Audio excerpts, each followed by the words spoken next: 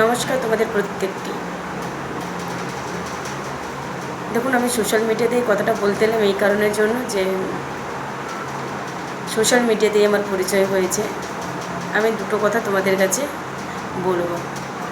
Comments বক্সটা নিশ্চয়ই খোলা রাখবো, অফ করবো না, কারণ আমি চাইলে কমেন্টস বক্স অফ করে দিতে পারি, কারণ কারোর ইচ্ছে হয় না গালিগালাজ খাওয়ার মতো। হ্যাঁ, আমি জানি যে অপর একটা রাজনৈতিক দল আরেকটা রাজনৈতিক দলকে গালিগালাজ করবে কমেন্টস বক্সে, এটা স্বাভাবিক ব্যাপার। আমি এই কারণে যেন কমেন্টস বক্সটা খুলে রাখতাম যে একজন ৭২ বছরের মহিলা, তাকে যদি ওপেনলিভাবে নোংরা কথা বলা হয়, তিনি যদি সহ্য করতে পারে, আর আমার তো সবে এই বয়স, আমি কি সহ্য করতে পারবো না? তো তাই খোলা রাখতাম।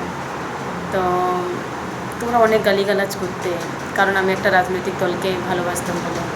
আমি কিন্তু এই রাজনৈতিক দল থেকে বিলাসবহুল বাড়িও বানাইনি, কোনো পদে নেই, হ্যাঁ, কোনো এমপি এমএলএ এইসবেও নেই। আমি ভালোবাসতাম ওই মেয়েটাকে, কারণ ওই মেয়েটার দ্বারা আমরা সত্যি অনেক উপকৃত হয়েছি। আমি ভালোবেসে ওই দলটা করতাম, আবেগ দিয়ে করতাম। কেমন, এই বিবেক দিয়ে যদি করতাম তাহলে এই 12 দিন আমাকে বাড়ি ছাড়া হতে হতো না, বুঝলে? আবেগ দিয়ে ভালোবাসি, বুঝলে? স্বার্থপর বেইমান নয়, বুঝলে? যাকে একবার ভালোবাসি তাকে হুট করে ছাড়ি না।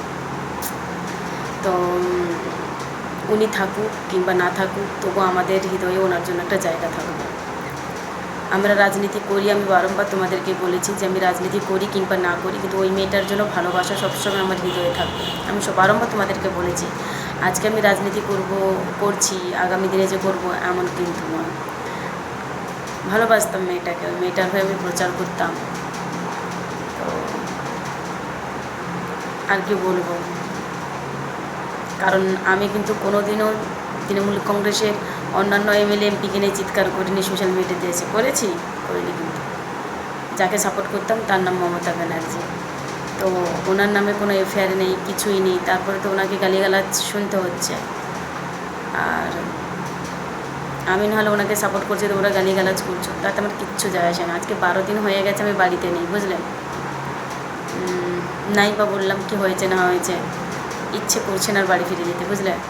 তো বাকি পড়াশুনো এইগুলো আমি যেখানে আছে ওখান থেকেই করব। পড়াশুনো তো আমাকে কমপ্লিট করতে হবে। আমি সত্যি কথাই বলছি, কখনো রাজনীতিটা আমার প্রফেশন ছিল না, রাজনীতি আমার নেশাটা ছিল, বুঝলে? আমি সবসময় তোমাদেরকে বলেছি, রাজনীতি আমার নেশা, টিউশন আমার পেশা। টিউশন সব বন্ধ করে দেওয়া হয়েছে আমার, কারণ আজকে 12 দিন বাড়ি ছাড়া, অর্থাৎ যে সকল নেতারা চুরি চামারি করলো তাদের যা অবস্থা, আমারও সে একই অবস্থা। তো একটা কথা তোমাদেরকে বলতে চাই, সেটা হচ্ছে তোমরা আমাকে প্রতিবাদী হিসেবেই চেনো। সোশ্যাল মিডিয়াতে আমার পরিচয় ওটা দিয়েই তৈরি হয়েছে। তো ক্ষমা করবেন, পারলে আমাকে ক্ষমা করবেন। কারণ একটা ছোট্ট একটা কথা বলি, যখন তৃণমূল সরকার ছিল তখনও আমার কমেন্টস বক্সে যেই গালিগালাজ আসতো, তো বর্তমান সরকার পরিবর্তন হওয়ার পরেও সে একই রকমভাবেই গালিগালাজগুলো আসছে। বুঝতে পেরেছো? সকলেই ভালো থাকুক, কারণ আমার পড়াশুনোও রয়েছে, আমাকে পড়াশুনোর দিকটাতে একটু ফোকাস দিতে হবে। ভালো থেকো সবাই।